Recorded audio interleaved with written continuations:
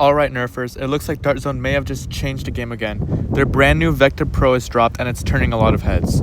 This blaster is part of Dart Zone's Nitro Shot lineup and it's a bullpup design, something we haven't seen much of in the high performance foam flinging world yet, especially in flywheels particularly. Now, I haven't got my hand on one yet, but from what we've seen and what Dart Zone has revealed, the Vector Pro could be one of the most interesting competitive blasters of 2025. So today let's break down what we know, what we can guess, and whether this could actually be Dart Zone's next big step forward. So let's start with the facts. The Vector Pro is Dart Zone's latest release of a growing pro tier ecosystem. It's a bullpup blaster, meaning the mag and fire mechanisms sit behind the trigger, giving it a shorter overall length without sacrificing barrel size. Design-wise, it looks a lot like the Nerf Sender, but Dart Zone seems to have improved some of the Sender's weaknesses. We're talking smoother mag reload system, cleaner shell design, slightly reworked trigger setup, and potentially better balance. From the product listing, it fires standard house length darts, and if that's the case, it's going to fit right in with the rest of Dart Zone's Pro lineup like the Mark III, Mark II, and Mark IV. We don't have confirmed chronograph numbers for me personally yet, however, some other people that have reviewed it say it's in the 140 to 160 range.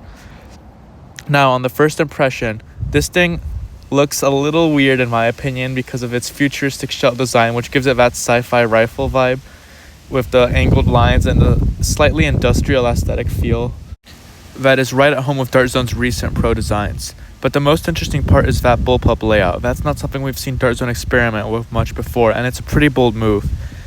Bullpups are tricky. You get better balance and compactness, but the ergonomics can get a little funky. The grip and trigger placement are often controversial, and if Dart Zone didn't nail that geometry, it could end up feeling a bit awkward. That said, Dart Zone usually does do a solid job of comfort and usability, so while some users might call it weird, I'm guessing that once you adjust, it's probably going to feel pretty natural to run a competitive play, as I think even the Sender Pro's unique ergonomics could be adjusted to. So now, let's talk about the performance, which is somewhere where Dart Zone tends to shine in. Given their history, I'd say this thing is not just going to look good, it's going to shoot well. Dart Zone's blasters usually push consistent velocity and tight groupings, especially when paired with their pro darts, especially the nitro shots. However, not really in flywheels, so I'm interested to see how that's going to perform.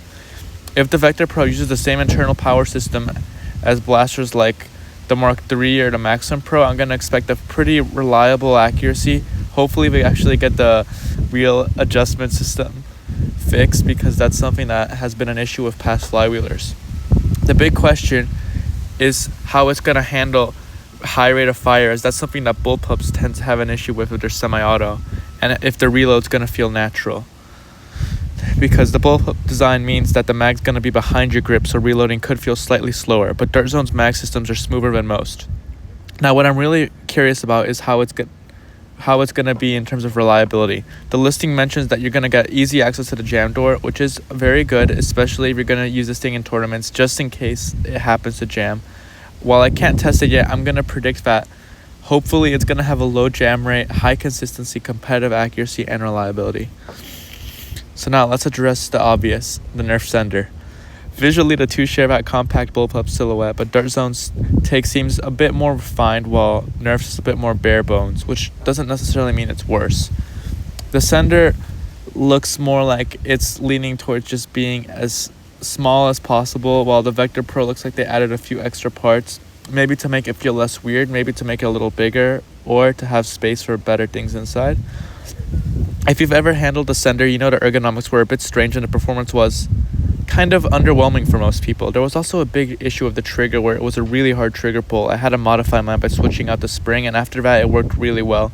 However, it's not a blaster for everyone, I'm going to be honest. Mine is actually still sitting there in the closet open, and I was in the process of modding it, but I haven't gotten around to do it yet. And I'm not sure if I am going to do it anymore, because the price of this other blaster makes it so hard to justify it, since they're already on store shelves for like $34 with the Target deal that's going around right now. I actually saw it a few days ago and almost bought it. I just didn't have the money to pick it up. The Vector Pro seems like Dart Zone's answer to that. A pro tier blaster that combines the Sender size and look with actual competitive level performance. If that's true and this blaster ends up hitting the 150 FPS range while maintaining accuracy, it could easily outclass the Sender and become a staple in casual and tournament loadouts alike.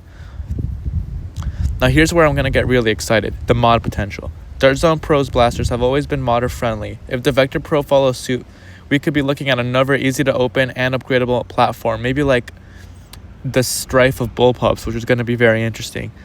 So I'm expecting that there's going to be a pretty good flywheel cage. I'm hoping that it's one that's been used already, like the Maxim or Mark III or Omnia Pro cage. Any of those is going to be fine in my opinion. So we could stick a Banshee cage in here and get 200 FPS, or maybe you might want to lower the FPS as well. And with this layout, you might even see some creative mods. Like I'm already seeing how people are including barrel mods that allow it to look more tactical and have a better grip. The layout may make internals slightly tighter, but that's okay because Dart Zone shells are usually well spaced and accessible. If you're a tinkerer, this could be a dream platform in my opinion. So where does this leave us? The Vector Pro looks like a bold step for Dart Zone, compact, powerful, and different. It's not just another Pro blaster, it's a compact piece that could reshape what competitive players expect from bullpup designs. Will it handle perfectly out of the box? Maybe not. The ergonomics might take getting used to. Reloading could feel a bit unconventional. But if Dart Zone's track record tells us anything, this blaster is going to deliver serious performance for its price.